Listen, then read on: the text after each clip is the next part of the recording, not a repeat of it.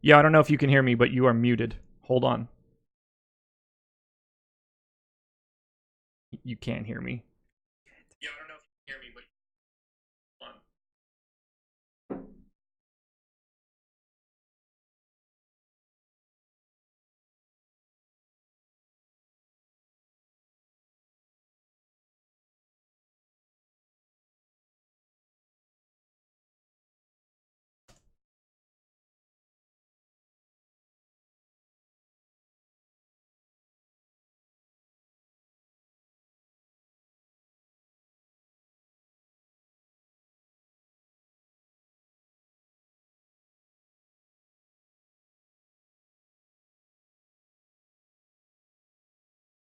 Second. Maybe good. Okay. I don't know. So when I moved my microphone away, it yanked the cable out and killed your audio. Talk right now. Hi. I think that you guys are going to be good, but we'll be able to test it on the stream. My bad. No problem. Are we live? Oh, we are live. We've been Oh, live the whole beautiful. time. People were probably That's hearing me cursing on the background. okay. Hey, no sound. Okay, Yeah, now I you're can do good. that. My bad. Josh Stoned. Not Josh Stoned.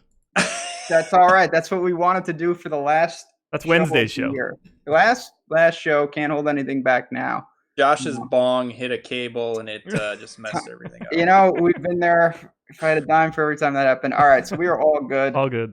As we were saying, I don't really know what we were saying, to be honest. You know, we got East Lake up. Where do you want to go first? You want to talk about the course before we get into the format? Sure. Okay. Let's talk about the course, because this is, it's Tour Championship's been held here at East Lake for a long time. 7,300 yard par 70 Bermuda greens. Kind of a tough track. I mean, if you look at the winning scores, -11, -12, -9. I mean, it's been in that range, -8. I mean, that's pretty tough course. I mean, I don't think the stroke average necessarily reflects that because it's such a strong field. But yeah, guys aren't going low here. I used to think of this as more of an accuracy track when you look back at some of the guys that won, 5-10 years ago. Guys like your boy Bill Haas, Snedeker, Stenson, right. Horschel, Spieth. But kind of like everything else these days, all the courses we see, I think the last few years, length is an advantage. Every week we saw, Rory in 2016, Xander in 2017, Tiger last year. So yeah, I mean, it's really a course, I guess, that gives everybody a chance. I wouldn't really take anybody out based on length or accuracy. Kind of just a well-rounded course and a good test of golf, but a tough course, I think, this week. I hope so. Medina, it just, if you didn't break the course record every day, you lost strokes to the field, basically. It just was ridiculous. I know it was soft, and there's not a ton they can do when the weather doesn't cooperate, but my God. I don't love to see that every single week. And East Lake, I know I've been saying this a lot, and a lot of times it hasn't come to fruition. East Lake should really challenge these players, especially off the tee. It's narrow fairways. It's a par 70, only 2 par 5s. I would imagine that we don't see anyone really go crazy. Even when you add, obviously, we have the new wrinkle with the scoring, but I don't see crazy low scores this week at all. Yeah, right. There's just not a ton of birdies or eagles out there. And yeah, like we said, I mean, if you see the winning score, you go all the way back to 2010, the lowest they've got was -13. So yeah, I mean, it's going to be right around -10, and that's just a tough track. So a good, yeah, I'm with you. I'm confident this week it's not going to be like Medina where we were expecting a harder course and it was just ridiculously easy. I mean, I think this week there's going to be a lot more pars than we saw last week at Medina. Absolutely. I mean, again, just from the layout, it's not going to be as soft. Could they tear it apart? Some guys will get there, I'm sure, but I don't see what we saw last week. That was just ridiculous.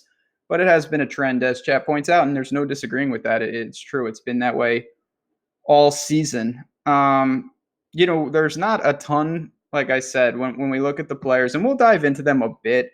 But honestly, we were talking before the show just about this format and what we thought, and I know you have some thoughts on it. You're going to be spitting some hot takes, but it really is an ultimate game theory type of week. When you're trying to beat hundreds of thousands of people, especially in like the $5 contest, and you only have 30 golfers to choose from, dupes are going to be a major issue across the board, but also just trying to understand this format is half the battle. Yeah, there's really a lot of moving parts to this slate. I think it's a fun slate to talk about because there's just a lot of different pieces, a lot of things to think about. I don't know how much I'm going to enjoy playing it because this is really not it doesn't seem like a week where you can make 1 or 2 or 3 lineups. I mean, it seems like a great MME week because when you factor in leaving money on the table, trying not to get duped, the starting scores, I mean, there's just a lot of ways to go. But I mean, if you're a guy that likes to make like 1 or 2 lineups, this is just a really tough week because you can make a lineup that leaves 5K on the table and it's honestly looks viable. So yeah, it's tough week to make lineups, but I think it's fun to talk about because there's just some new and different things that we don't have to think about every other week. I actually agree across the board. So, I certainly play more than 1 or 2 lineups each week. I rarely, if ever, build 150. If I have time, I might have to dust off and do 150 this week because it's that type of week. I think if you build effectively, you're going to have plus EV lineups, but they're going to be lotto ticket style. I find it very difficult to really hone in on golfers like we do in a given week to, I don't want to say it's just pure blind spray and pray, but at the same time, it's more about how are you structuring? Does this make sense? Because there's such correlation between these guys. You need certain things to happen to have a real chance at this. And it's because of the start. So we're kind of beating around the bush here. I guess we can get right to it. So the FedEx Cup, normally it's just the standings. And, if you can hold on, obviously the guy in first, he has a really good situation. If he comes in, I don't want to throw crazy numbers out. I think it's like, the top 5 or something like that. He needs things to happen or he'll be pretty good. Bryson last year fell apart, but Tiger won the Tour Championship, but he did not win the FedEx Cup. This year, they have changed it to where the winner of the Tour Championship is the winner of the FedEx Cup because they have assigned scores to each guy based on where they sit. Did that make sense? Yeah, I think, they wanted to eliminate the situation where one guy wins the tournament, yet another guy wins the FedEx Cup. So Absolutely. Now it's like if you win the tournament with this kind of handicapped start, you win the tournament and you win the FedEx Cup. So Justin Thomas starts off at -10, Cantlay -8, Brooks -7, and it goes from there. I guess a good way to think of it is they already played 1 round and now of a 5-round event, and now this is how the leaderboard looks like kind of going into it. So JT starts off at -10 and then we kind of go from there. But I think where things got wonky is, in my opinion, DraftKings overcompensated for these starting points or the starting score, and you end up with Justin Thomas at 15.5, which we would never see that in a regular event. And, in my opinion, if you think about things in terms of if you like to bet live betting or after round 1 or 2, I mean, you think how tenuous is a 2-shot lead with 18 holes to play? How tenuous is a 2-shot lead with 36 holes to play? I mean, a 2-shot lead with 4 rounds to play is virtually nothing. So, and to me, they kind of overcompensated for that by making guys like JT so expensive, and then all the way at the bottom, guys like Glover and Reavie and Howell so cheap. I mean, to me, maybe JT could have been 13K, but 15.5 just kind of seems a little egregious. The ability to make different lineups if you do take JT seems incredibly dicey, because if you take him, you're obviously going to have to take a couple of guys who are starting out at even, and those are like the 5K guys, the Corey Connors of the world, and guys like that, at 1 under even. And it's going to create a situation I don't know how you differentiate. Now, we do have to think in a tournament like this, there's a difference between being duped 3 times and being duped 500 times. You may have a lineup and it's duped by a couple people, and that's not a bad thing. At some point, you do have to build, and you can't just say, my sole goal is to not get duped. You want to do that within reason, obviously. The JT situation, I'm 100% in line with you, 15.5. What a ridiculous price. I'm not sure people so let's be clear right off the top. He starts with 30 points as if because he's winning the tournament. But that's all he starts with. Now, if he triple bogeys the first hole, he'll be down. Now he's in second. He will have 20 points. It's just like Showdown. It's just like anything else. But there are no raw points associated with him. And that's why it's very, very tenuous to start. And I'm kind of in your camp that I don't think a 2-shot lead is much, if at all. Yeah, I mean, think about a 2-shot lead with 36 holes to play. I mean, you wouldn't feel. I mean, obviously he's a great player, but that would not feel like you really had anything in the bank, let alone with 4 shots, or I mean, 4 rounds to go. So yeah, I mean, I think they were just over aggressive in pricing in that 2-shot lead, and like you said, playing JT, his price is just so prohibitive. It's going to lead you down the same path as everyone else who played JT, and I think the chances of getting duped are pretty high. And some other things to think about. He's so expensive. I feel like he could win the tournament, yet maybe a winning GPP lineup might not even have him. I mean, obviously, if he goes out and plays great and goes ham, you're going to need him. But I mean, there could be a case where he kind of grinds out a win, wasn't great, and he's so expensive. I mean, maybe you could win a GPP and not even have him. Does that make any sense? So I definitely want to look at that a little more. And tomorrow night, because the ownership is the other factor. If JP is massively owned, I think it's a really pretty easy spot to pivot. Now, I have a feeling that a lot of people are going to be saying what we're saying, and maybe it shifts the narrative. If on the macro level, if everyone is saying he's overpriced, it's only 2 shots, he's still, if you had to pick a favorite, it is him. Now, is he the favorite against the field? Absolutely not. Those are 2 totally different things. But you bring up an interesting point, and this is what I wanted to talk about. Normally, if you have a guy who's minus 10, there has to be shots to get there. He has 12 birdies and 2 bogeys, and there's raw points associated with it. So if JT, if he comes in third, he might play awful. The path for him to get there is really narrow in a way, just because he's getting finishing points for something he hasn't done. So obviously that's a boost, but at the same time, it's so strongly correlated with most likely there are going to be guys, very likely, that outscore him raw points wise. It's just, will those 30 points create a buffer if he can hang on for the victory? Does that make sense? We're going to be asking that a lot on this show today. Does that? It does. I mean, well, we're dealing with something new. This is really, new, and I think it's just good to kind of talk about it and, throw different ideas out there. But yeah, I mean, I guess you could see, with the starting score, could 15 under win? I don't know, maybe. I don't know. But it's like you could envision a case where he wins or finishes very highly, but doesn't, like you said, doesn't score a lot of points, especially at this course where there's not many eagles to be made, not a ton of birdies to be made either. That's the thing. Again, just to kind of consolidate that point, normally if you shoot 15 under, you're making a ton of birdies. JT could shoot 15 under, and yeah, he's going to finish high, but he could have a pretty quiet round in terms of no streaks, certainly no bonuses, limited birdies, and then chasers, guys in the middle of the pack who will start breaking down. If they're up there, even if they're minus 13, minus 12, well, that means they've made a huge move. If someone, I'm just throwing out a name, say Bryson got to minus 12. Well, think of the score, that he would have to go. Obviously, he's going low multiple days to make up ground. He's starting at even, basically. I mean, he's last in the pack along with some of the other guys, Kokrak and the gang. That's going to take a totally different raw points approach, and that's really what you want to balance. So it's like a puzzle. It's a very cool week. It reminds me a lot of the match play, which I've seen a lot of people say. You would think, I've done horrible at the match play, but building the right brackets, it's kind of that same mentality.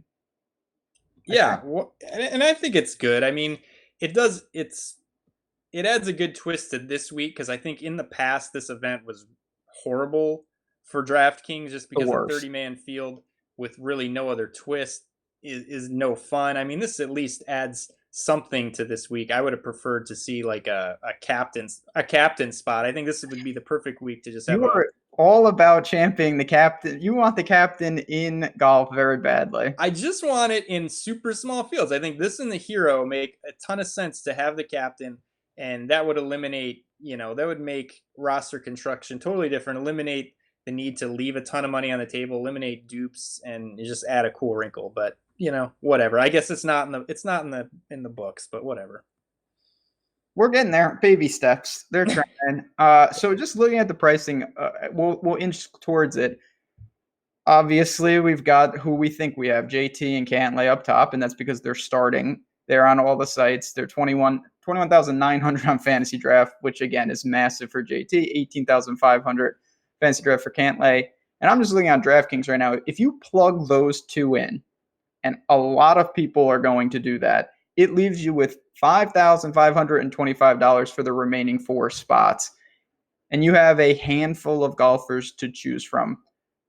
I think it's a pretty safe assumption to say if you use JT and Cantlay, there is no way, no matter what you do, that you'll have a unique lineup.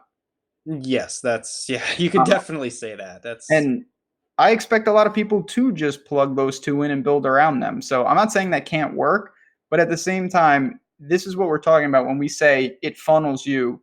When you have prices that we've never seen before, this is not a normal week on both ends of the spectrum. It really makes lineup construction a totally different animal. Yeah, it definitely does. I think JT is going to end up being low owned because I think so many people are going to hammer home the point that he's too expensive and that the 2-shot lead really isn't anything. And I guess in theory, there is an ownership, if it's low enough, that makes him a good play. Absolutely.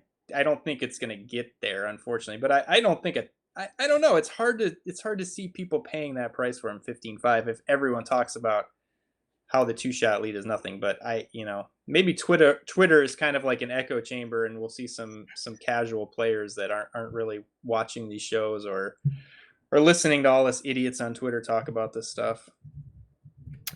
It depends on the contest too. In the large $5, there's going to be plenty of JT ownership regardless, but in some single entry things, maybe some high dollar, I do think a lot of people are going to change, and listen to that narrative because it's true. What I want to know though, and again, we're going to discuss a lot of ownership tomorrow night when we get a clearer picture. Do you think immediately that makes Cantlay and Brooks, who are the next two in pricing, guys that are going to garner a ton? I know they're going to be popular, but do you think starting with one of them is the move, or do you even want to go, just looking down, we've got Cantlay at -8, Brooks at -7. Then we have Reed is in 4th at -6 and Rory at -5. What say you of kind of that next range after JT? Let's pause for a second. Tim, can you leave the appearing and come back in? You're turning into a hologram on my screen.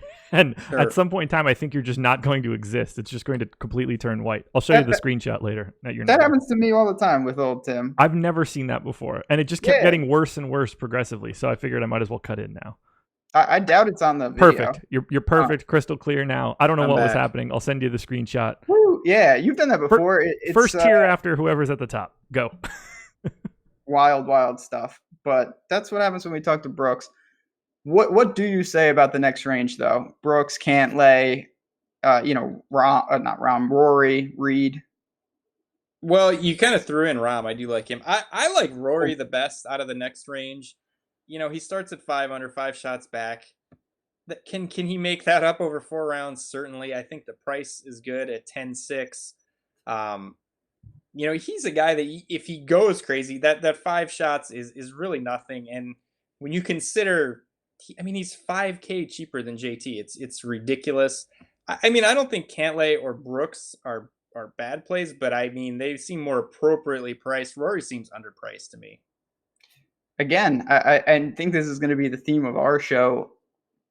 Rory's always back, and this is not after the first round. I know it feels like that. This is after round 0 because they haven't played. But Rory notoriously starts slow even when he's there at the end. So him being 5 off the lead is no big deal, especially because, as I'm sorry, I'm a broken record, JT did not play well yesterday to get in this position. He's there for a cumulative effort. It doesn't mean he's playing well. He might come out at East Lake and play terrible. We don't know. And not to say that if you play well in the first round, you automatically play well, but I certainly think being given -10 is different than him going out and shooting -10.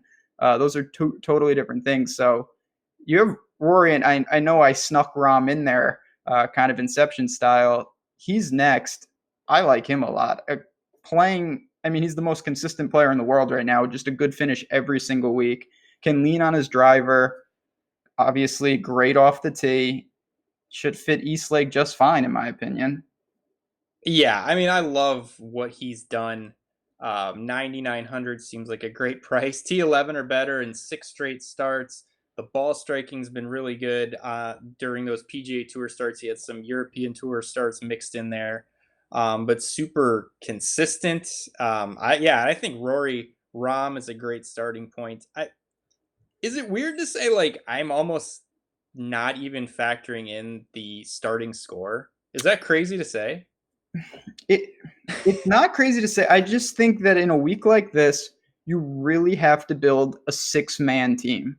And I say that in the sense of golf's always an individual sport, but this week more than ever, to me, there is some if statements in there. So like if you build with certain parts of the pack, you kind of have to say, okay, and I know it's every week what you want. You want your 6 guys to play really well and everything takes care of itself, of course.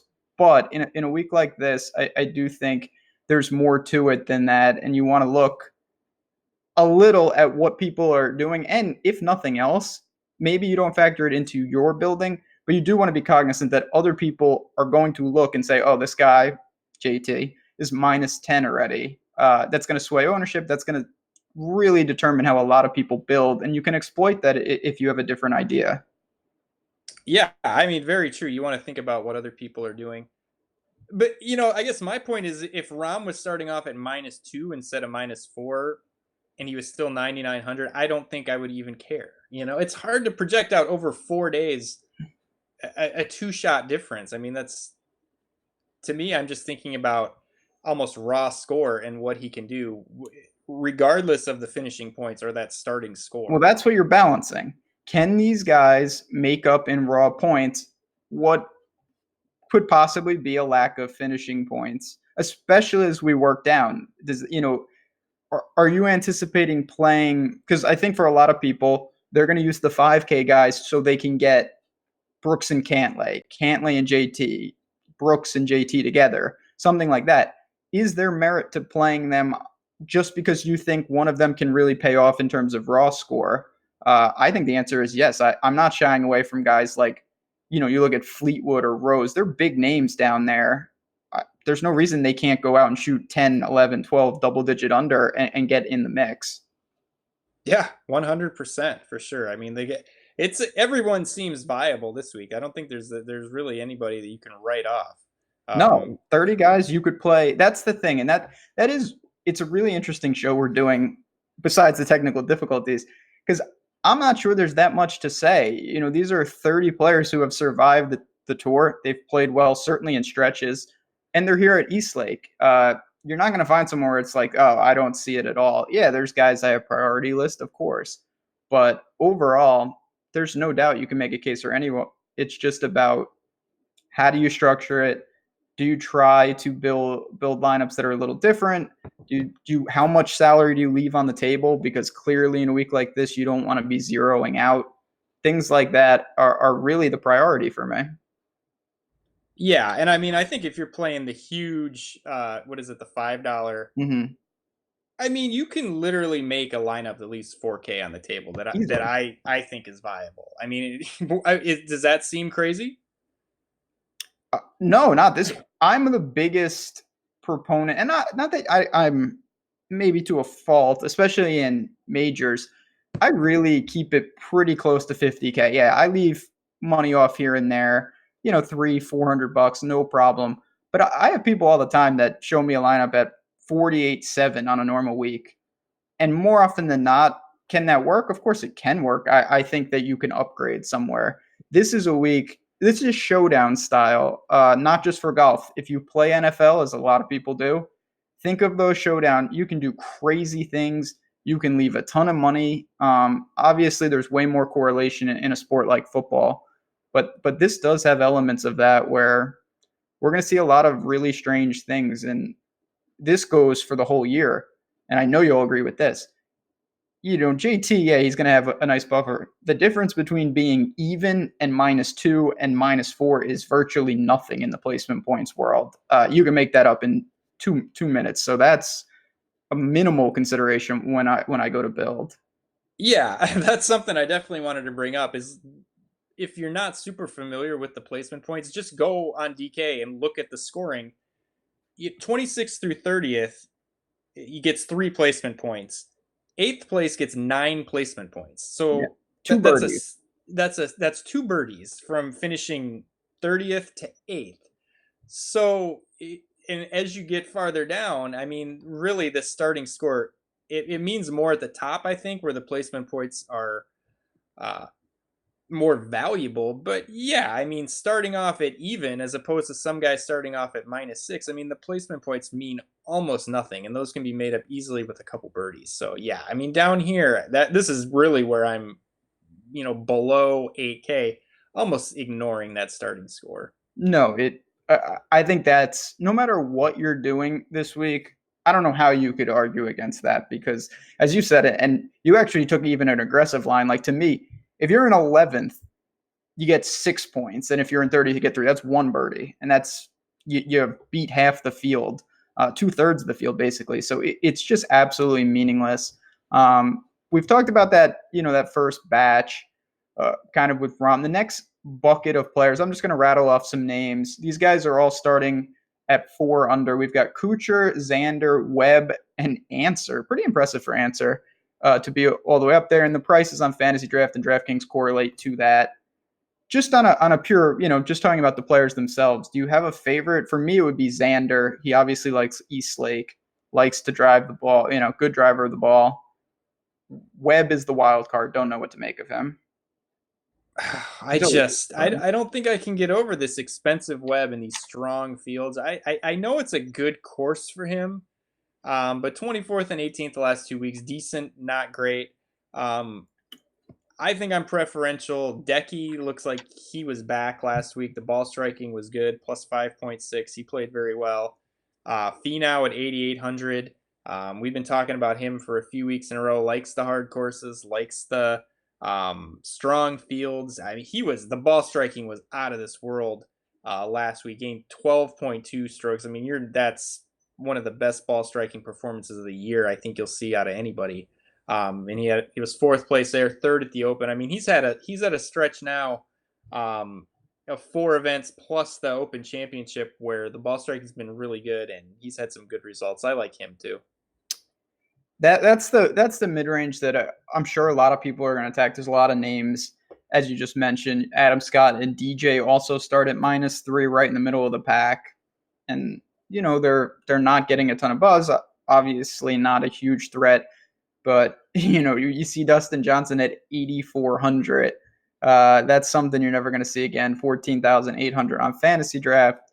He can be, depending on how you build, one of your middle towards the bottom, honestly, if you went balanced, which is crazy to think. And that's, again, the same rub. Do you want to load up on pure talent? Because if you do that, you could build a lineup that on a normal week would cost like $75,000 in terms of salary. Yeah, it's wild to see DJ priced here. He has not been good though. I don't know. I think he's broken personally. Lost 3.1 with the ball striking last. So that's insane for him to lose 3 strokes. And yeah, I mean, we just haven't really seen anything out of him in about 5 or 6 starts. So this is scary. I mean, course history is tough to look at here because it's such a small field. So you'll see guys that have literally a top 10 every year, but really that's only beating, 2/3 of the field. I don't like him this week. I think people will go there because he is so cheap. Obviously, no cut event, but something seems like it's wrong. Something seems like is wrong with him. It's been prolonged poor play, and it culminated last week with probably his worst stats of the year. It's been stuff we never see from him too. Not particularly last week, but in general lately, he's been losing off the tee. And that is just him, Rory, Rahm. It's basically a game. Even when they play bad, they gain off the tee. So for him to be losing there is as big a red flag as you're ever going to see. The putter's been bad. That's no surprise, but that's the risk those type of guys take. If for some reason they lose the ball striking, forget it. So I'm pretty in line with you. He doesn't stick out. Maybe he finds some teams, but no reason to really expect he turns it on. And you have guys like Finau. I'm always a Ricky guy. I'll probably have some of him. I know he's towards the back of the pack, but I don't care. He can do his thing. And again, if he is going to get in the mix, that just means he's going to score a ton. And then he's going to be incredibly pertinent. So I'll take the volatility, even if I know I need a hero performance from some of these guys, because that's what you're looking for, especially in a large field GPP like that. For sure. And there's a ton of money on the line from spot 1 to spot 30. So every spot that these guys can move up, it's a lot of money. So even these guys at the bottom who maybe don't have a great shot, and if they don't get off to a good start, have no chance of winning the event because of the hole that they've dug themselves, even moving up 1 or 2 spots, the difference between like 25th and 30th, if you look at the payout scale that these guys are going to make, it's a lot of money. So these guys have incentive, even if they're out of it, to continue playing, and even if they're 20 strokes out of first place, moving up a couple shots can be worth like a couple $100,000. That's how incredible the purse is for this event. It's gigantic. As Brooks said, Brinks truck style, just massive. A few questions from chat that we're glad to take them, especially this week because we have the time. We touched upon him a little, but they want to know, you like Xander this week? I certainly do. You know what? I don't think so. It's just, wow. I haven't seen it. I haven't seen the numbers with him that really would put me on him. I know he's played well here, and what is he has 2 starts here. I believe he obviously won, and then I think he was 7th, I want to say. Yeah, I think he has a win and a 7th place. But I mean, over his last 4, I mean, he gained 2.8 with the ball striking last week, which is good but not great. Miscut start before that. Right after the Open Championship, what was that? The WGC. And lost 3.36, so that was not good. He was T41 at the Open Championship. That's not great. I mean, he looked better last week, but if we look at his last 4 starts, I don't see enough there for me to want to get to him this week. Fair enough. So next question, we have 2 guys. They're both starting at -2. Not that that's important, but I do want to state it just so people get a feel. Both English. We got Paul Casey and Justin Rose. Do you have a preference if you had to pick one of them? Do you think either of them can get in the mix? I'm on board with either. I really think those are interesting plays. Yeah, I like both of them. We'll talk about Rose. Rose, we need to have a discussion on him, I think. Okay. Yeah, I like Casey. He wasn't that good last week. Little less than 2 with the ball striking. Prior to that, I mean, he had been phenomenal. Like a 6-event stretch where he was just on fire off the tee and on approach. That backed off a little bit, but he still wasn't bad. I love him. I think 7,500 is cheap. I don't think a ton of people will be going there. He's got a good record here, 2 5ths and 2 4ths. So I like him. I think it's a good setup. Rose, the price is egregious. This is like the other end of where they overpriced Justin Thomas. Now we get to the point where I think they really egregiously underpriced some of these guys. Rose, top 5 player in the world. Insane. He was T52 last week, but prior to that, 10th, 11th, 20th, 3rd, 13th. It's not like he's playing bad. He has amazing course history here. His last 6 starts, nothing worse than T10 with a couple runner-ups. I think he'll probably be the highest. Do you think he'll be the highest owned player on the slate? I think he will be at 6,900. It's certainly debatable. He's going to be. A lot of people are going to use him with JT, which I totally get. A lot of people are going to use him even in balanced builds because he could be your last man in and you just don't get that. Looking at his stats, he hasn't been striking it great, but in his defense last week, he lost 5 strokes putting. Goes to Bermuda. That can't be bad. It's a change of surface for him. And it's just at some point, and I'm more in this camp than most, I just look at a guy and I know he is, you can argue, is he 5th? Is he 3rd in the world? Is he 8th? Well, he's definitely a top 10 golfer in the world. And I'll just take that more often than not compared to other guys that are in his price range. When you look at someone like, no disrespect to Answer, he's playing well, and I think he's a fine player, but I'll take Justin Rose and the savings. Ownership could be an issue, but again, that just means that you got to think about that. What can I do if I do take Rose to maybe not even to be unique, but to minimize the dupes? That's really what I'm going and saying. I don't want to dupe with 100 people. That's not the goal. Yeah. I mean, I personally think in a vacuum, Rose is the best play on the board. But like we said at the top, this is like the ultimate game theory slate. So this is really where you're going to want to take into account this ownership maybe a little bit more than you do other weeks.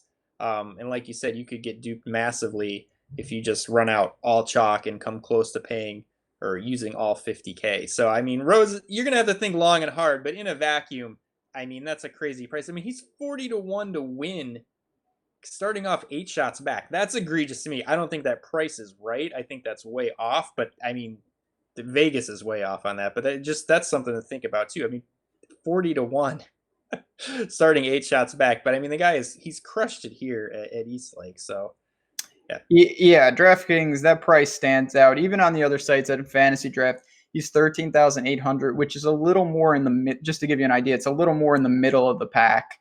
Still no problem with him there, but on DraftKings specifically, I mean, there's there's 10 guys below him. That's not a ton for Rosie. So it's going to be really seeing what people do. And it's just such a tricky, like I said, it's such a puzzle type of week because everything that you discover, you also have to consider, and you don't want to drive yourself crazy. This is how people, you overthink it and you think they're going to do stuff.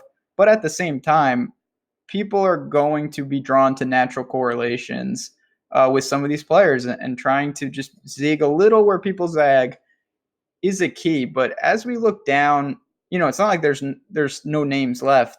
I mean, guys we haven't even talked about, people like Leishman, Sunjay Im, who played really well last week, Usti, Bryson, who's been bad, but he's still Bryson at 5,500, sitting 10 shots back.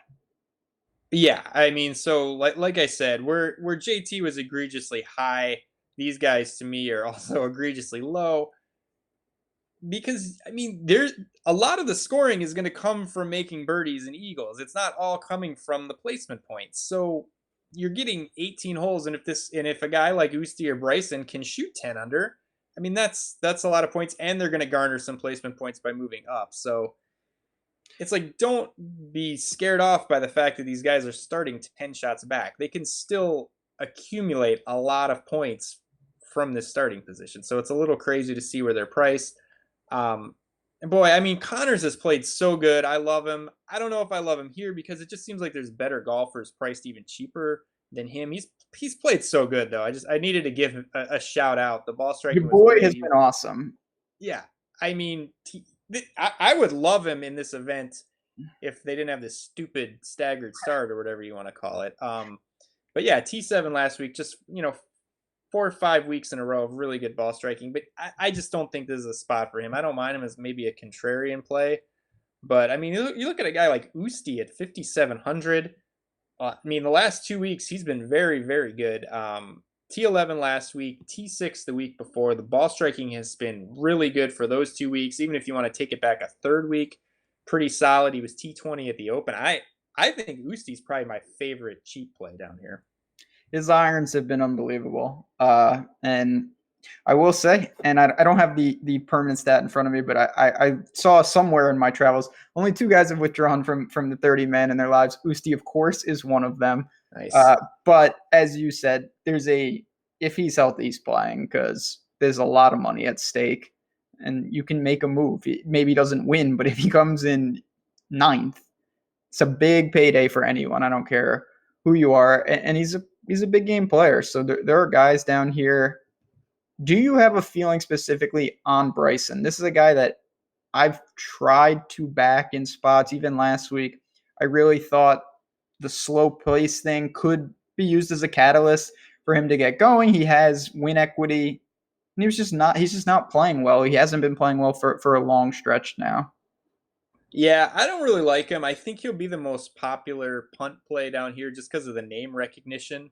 But like you said, he has not been good ever since the Open Championship where he missed the cut. And he's come back 48th, 24th, 48th. The ball striking has been a negative, for those 3 events cumulatively. So that's not a good sign. I think he'll be popular. So I don't like him. I much prefer Usti at 5,700. Or even, I mean, cheaper. Glover at 5,200. He's been playing really well. He was T7 last week. Obviously, you get him on Bermuda on a tough driving course. I think the course is really good for him. He's only been here once. He was T10. I think this is a great setup, and he's consistently struck the ball very well over his last 5 events. Plus at the Open, he was T20. I like him. I think it's a great course fit, and I mean at 200 above the min, he'll probably be him and Usti will probably be the two guys I go to if I really want to punt. No doubt. Him and Bentgrass, and you saw it last week. I always have trouble with Glover because even if he putts well, in my opinion, on Bentgrass, it's basically 0. And that's what he did, and he came in 7th, but he has to carry it with the ball striker. He is a great ball striker. That's just a lot to ask of anyone. Going to Bermuda can't hurt him. So no problem with that. It's just I'll be interested to see what I do and what a lot of people do. If you pair up a lot of those guys, it opens up the room for JT. Do you punt JT just to punt him if you can get him and go with someone else and leave that a boatload of salary on the table? Or do you take him and say, you know what, I'm not going to, just because he's this expensive, if I can afford it, do I do it? I'm leaning more towards letting other people try to do that and not, especially if he's popular. I don't envision myself, just to get that out there, I don't see myself having a ton of JT, and I won't get over the field if he's popular. Yeah, I mean, I think it's a case where if you're making 150, you have to have some JT, just because obviously if he comes out and plays really well and puts in a winning effort, aside from the -10 he's already starting off at, yeah, you're going to have it if you have to have him if he runs away with it. But I mean, I don't put in 150. And he seems significantly overpriced for me. And like you said, there's just a narrow path to victory. I feel like if you play him, when you couple in the price and what you have to do after you click JT, it's just things get a little crazy. And yeah, I don't love him either. I think we're on the same page. I'll say this, unless it's a I don't even remember what British Open where they were, maybe Carnoustie or Turnberry, when Stenson and Mickelson were in that duel.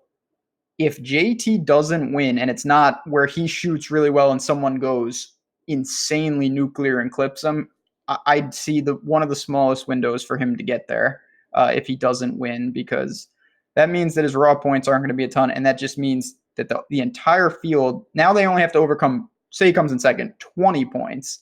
That's not that many points over 4 rounds. Guys get outscored by that all the time. Not to mention you automatically have minimum of 3 placement points upwards, depending on where you play. So keep that in mind. You mentioned your 2 favorite punts, and we mentioned this guy's name, but do you have any Sungjae Im love? The guy plays all the time. He's had a little blip in the middle of the year. I was really impressed by him. Obviously, he had a really clutch Sunday at the BMW. Not in front of Usti, I take it, or Glover for you?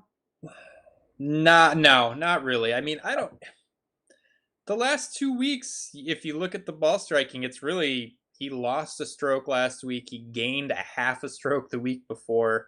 He's been a little bit up and down, but I don't know. He's the last 2 weeks, just looking at the stats, that doesn't lead me to him. Yeah, I mean, the T11 does look nice. I guess I'd have to look back. Really crafty short game. Really crafty short game. So, yeah, not for me this week, I don't think. I mean, two weeks in a row where the ball striking has really just been kind of break even. That's not what I'm looking for. I don't have a strong take on him. Like I said, in a field like this, it's Sungjae Im. He's a good player. I'm with you. I prefer Usti. No questions about it if I had to pick one of them in a vacuum. Anything else I do? Tim requested that we talk about Brendan Todd from the Corn Ferry. So I will give a plug. I'll give you the floor at the end. But is there anything else that you want to say? We've talked about the players. Obviously, tomorrow night, chat, feel free to bring up some names. We'll have more concrete ownership.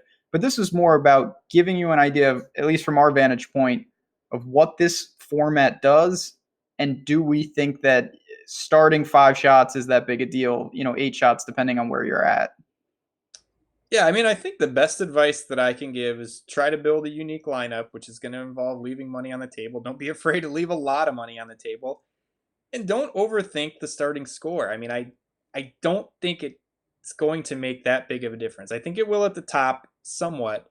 But as you get farther down, you're getting 4 rounds out of these guys. And those strokes can be made up very easily, very, very quickly. And when you factor in DraftKings scoring, where making birdies is more important than just making birdies and bogeys is more beneficial than just making pars. I mean, guys can outscore their placement by quite a long shot. So, I mean, I think with all the moving parts, just trying to factor in this starting score is just, it's a little bit too much, a little bit overload for me, I think. And I just don't think it's that significant. I mean, it looks significant on paper when you think about starting 10 shots back.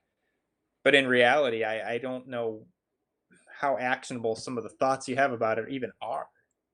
No, and I just 72 holes is, we've just seen, I mean, how many leads after Friday, a guy's up not even just 2 strokes on second, but someone from the middle of nowhere, comes out and shoots 64 on Saturday and is in one of the final groups and gets in the mix.